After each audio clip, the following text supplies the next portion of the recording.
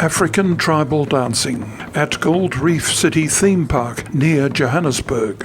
With just a few months to go before majority rule in South Africa, these Africans may at last have something to celebrate.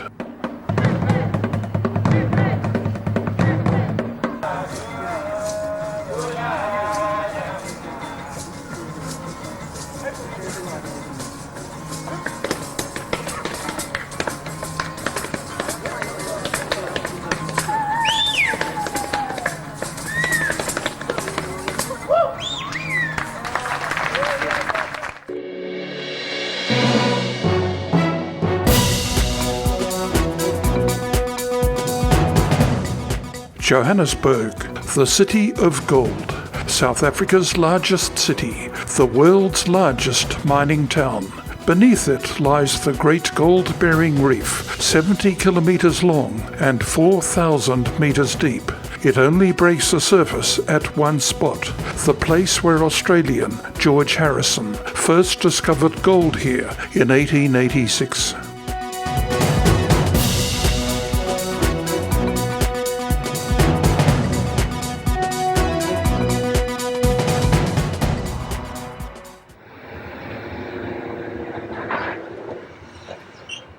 It's the 24th of October, 1993. We're about to set out on a journey on the Union Limited, a train which represents a bygone era in South Africa, the age of steam. Steam locomotives were still in regular service here as recently as 1993. Luckily, there are still plenty available to haul special trains like this one, which is about to set out on a grand tour of the country.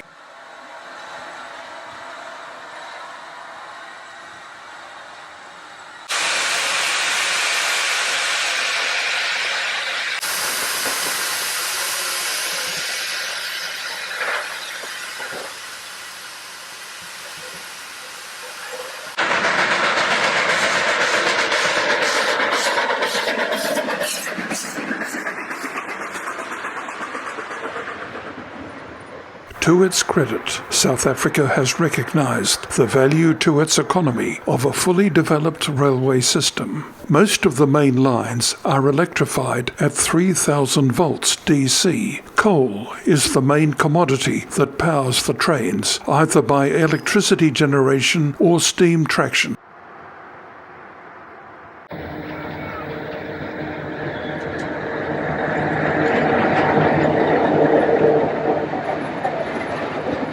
More recent electrification projects utilize a voltage of 25,000 volts AC.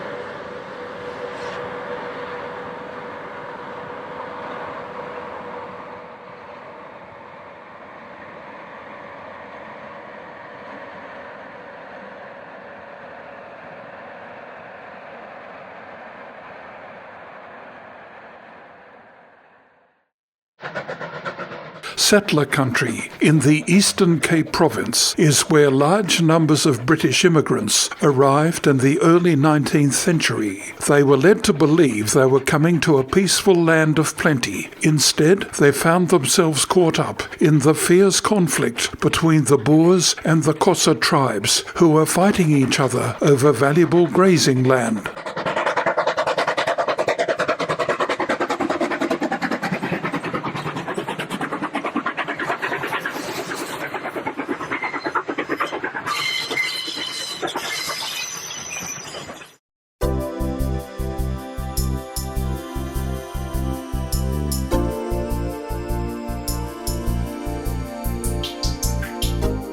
The charming old-world cathedral city of Grahamstown is the academic and judicial capital of the Eastern Cape.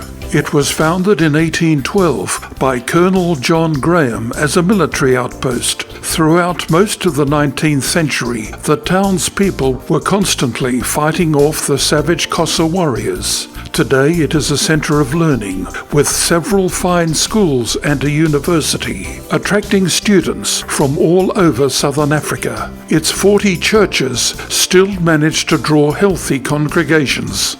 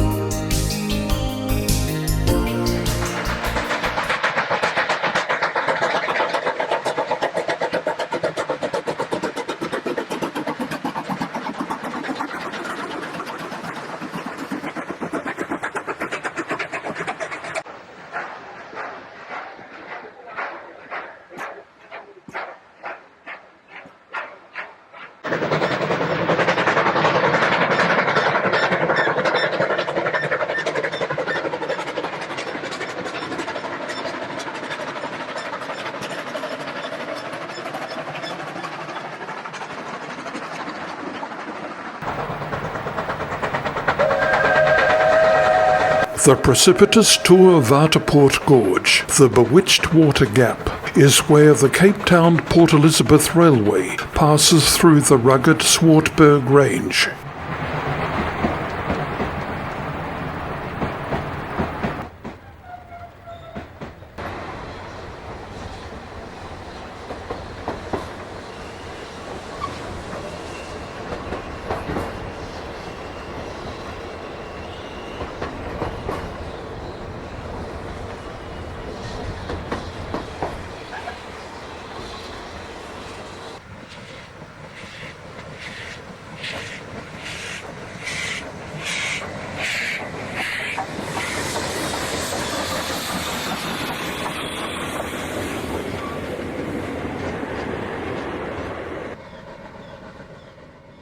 The line turns south and finds its way through the rugged coastal mountains. The Garratt locomotive makes light work of the steep gradients and tight curves. Its 16 driving wheels share the burden of its enormous weight and power.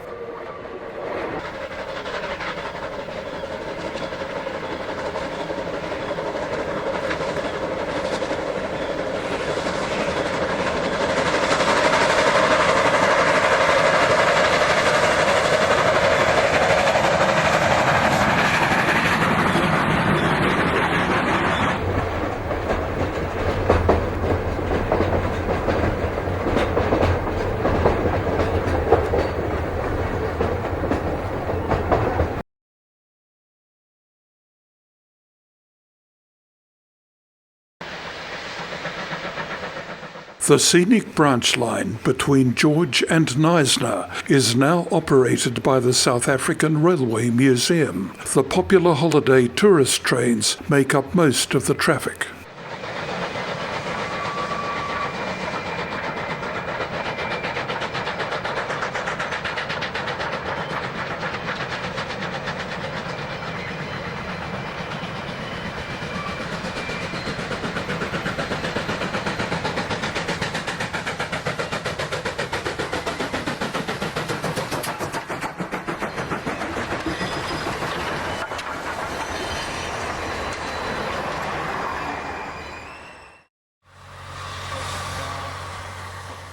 At George, on the coast, Geo-class Garratt number 2575, built by Henschel in Germany in 1954, takes over.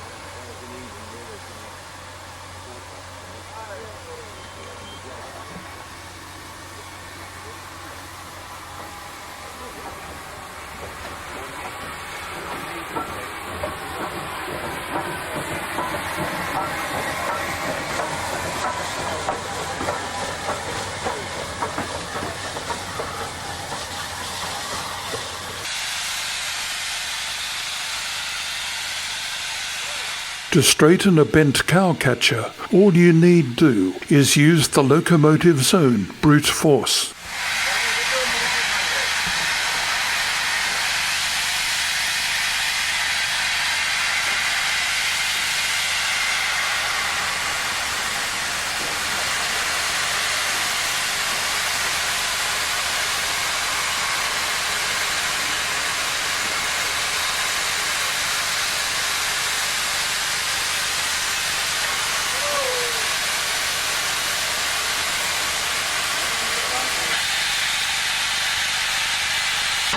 Hauling our train towards the tip of Africa is the ultimate in South African steam, a massive 25 class, the largest 3-foot-6 gauge non-articulated steam locomotive in the world.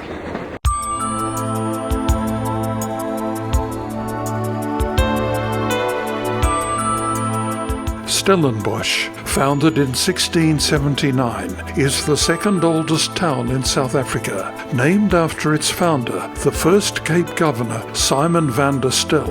It has some of the finest surviving examples of Cape Dutch architecture.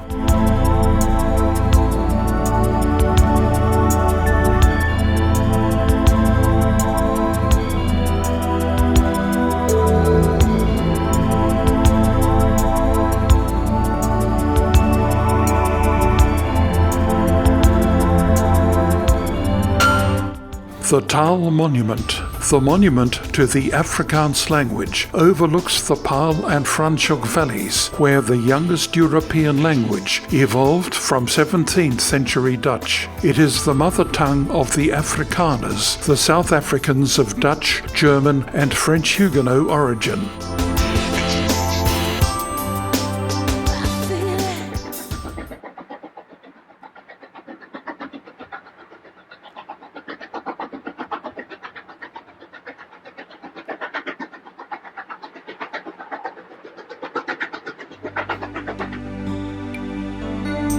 Cape Town, the mother city, is a relaxed, easy-going city where international trade routes met long ago and gave birth to a vibrant, diverse community at the tip of Africa. This is where South Africa began in 1652, when Jan van Riebeck founded an outpost of the Dutch East India Company on the shores of Table Bay. Today it is South Africa's second largest city and parliamentary capital.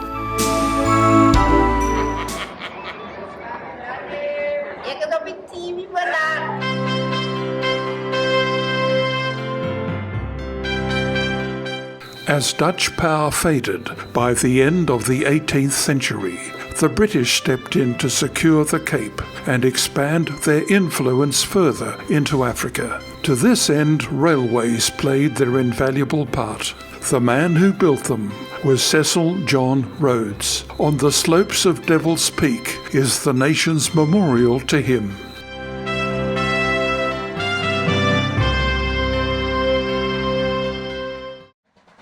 We leave Cape Town and follow Cecil Rhodes' historic rail route north from the Cape to the Zambezi. This is the main line of South Africa. This is where the most powerful locomotives and the most glamorous trains have always run, including the Union Limited successor, the Blue Train, the world's most luxurious express.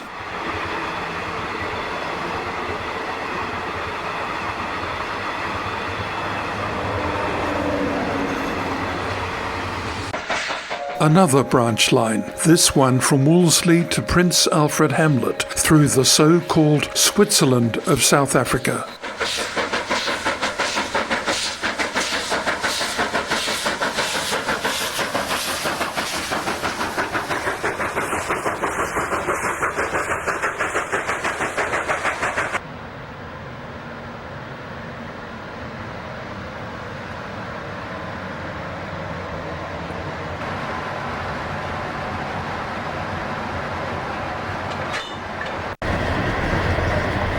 From the mountains, valleys and vineyards of the Cape, we climb to the wide, dry, scrubby central plateau, the Great Karoo.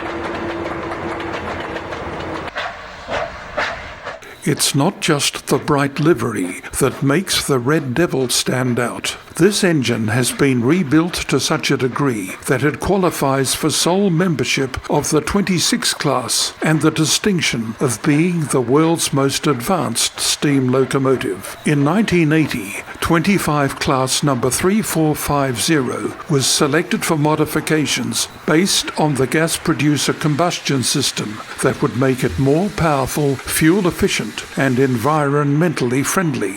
The result in service has been a 30% saving in coal and water consumption and a 43% increase in power. Sadly, the Red Devil came too late to be nothing more than a curiosity, a tantalizing glimpse at what might have been.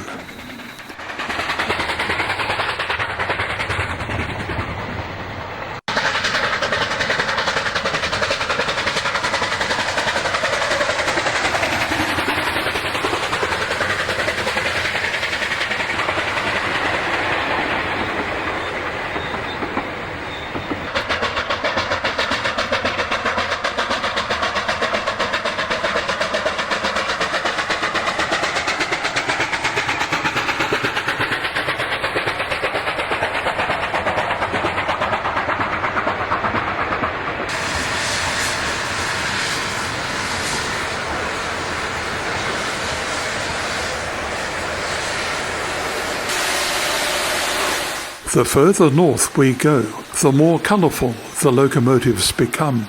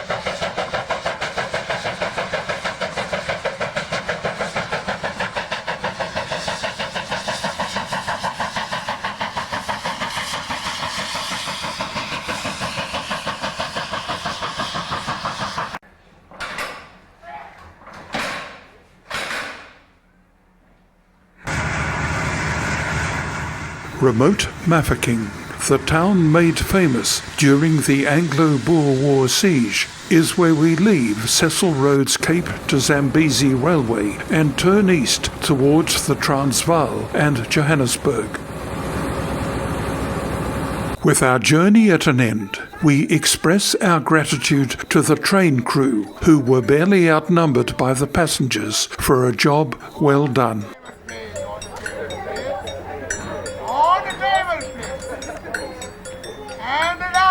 The last one.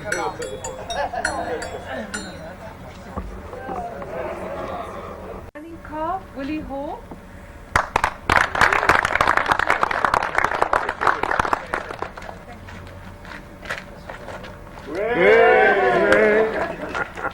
And then our stewards, if we all know Jake.